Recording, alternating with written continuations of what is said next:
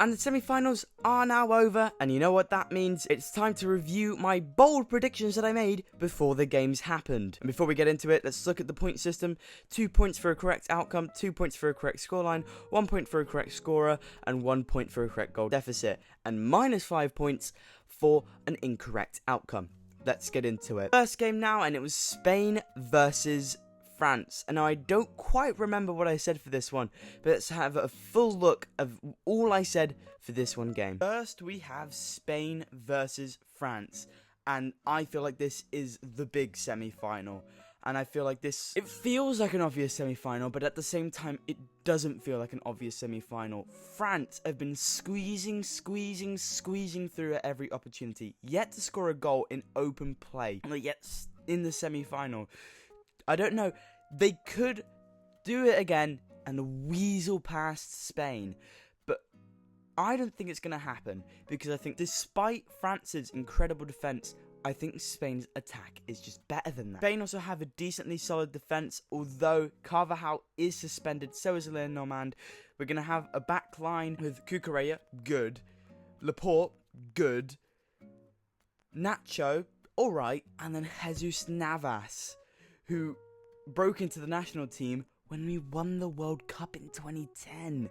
He is not a young man, time is not on his side, but neither was it with Carvajal. He was in the squad for the Albania game and we didn't concede, but it was Albania. Let's see what happens here with him. Going into the midfield, there are no suspensions here. Fabian, Rodri, no Pedri, injured, but Dani Olmo's in, and he was phenomenal against Germany, better than Pedri's been looking this tournament, so I think that is actually a gain. And the attack is all the same, as Morata's yellow card was rescinded. We've got Nico, Morata, and Lamine Yamal, an incredible front line that can do bits against this French team. France, on the other hand, no suspensions, no injuries, a complete full-strength team, but have been floundering. Mbappe has not looked good with his mask in the slightest. Ousmane Dembele's been a liability down the wing, unable to do anything really. And Unai Simon has been solid in the goal for us. And if it goes to penalties, he's also an incredible penalty keeper. But even though he's a good penalty keeper, like in Italy, he saved pens, but we couldn't score them in the last Euro semi-final. So there, we're not looking great. Maignan is probably the best keeper left in the tournament. They've got Saliba, Thierry Hernandez at left back. France don't look bad. They look quite good defensively, and that could work against our incredible front line. But I think the wingers and Morata are going to be able to penetrate and pull this off. I think it's going to be a 2-0 win. I think France will go home without having scored a goal in open play. I think Spain will ease through with a 2-0 win, although it will look shaky at times. I think it will look shaky at times. The goals will be far apart from each other.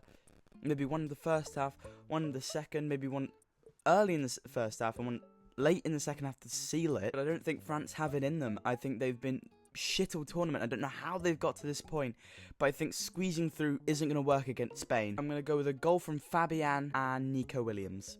Well, I said 2-0, that's the correct outcome, but zero correct scorers, not a correct scoreline, and not a correct goal deficit. I just didn't see France scoring their first goal in open play, and I didn't really see us scoring an own goal, giving away a penalty or anything like that. I thought we'd be quite good defensively, but we let one go early and then were lovely from then on. We contained France pretty well. I did mention Mbappe not being great since he's had his mask. Had his mask off for this game and got an assist, but also missed some crucial chances, putting them well over the bar and also being blocked. I also said that the goals would be very far apart from Spain. That was completely wrong. They were very close together, 4 minutes together. You can't get a lot closer together than that. But yeah, that was my prediction. Correct outcome. Now let's move on to the England-Netherlands game. Let's see what I had to say. On to the other semi-final now. England versus the Netherlands. And I feel like this one's hard to judge because both teams here haven't looked incredible. Neither team have looked incredible, and yet they're both in the semi-final. And that's because of a weak bracket. The Netherlands have started to pick up some form now though. Gakpo has looked incredible for the Netherlands, but England just look awful. No suspensions or injuries for either of these teams as well. Full strength squads. Verbruggen and the entire Dutch backline looked phenomenal against Turkey. And England, their backline, haven't looked very good. They were very much at fault for the goal conceded against Switzerland, very much at fault for the goal conceded against Slovakia. And I think this is going to be another tight affair. I reckon once again, the Netherlands will go up, they'll score the first, and then England will just suddenly go, oh shit, we're behind, we gotta do something.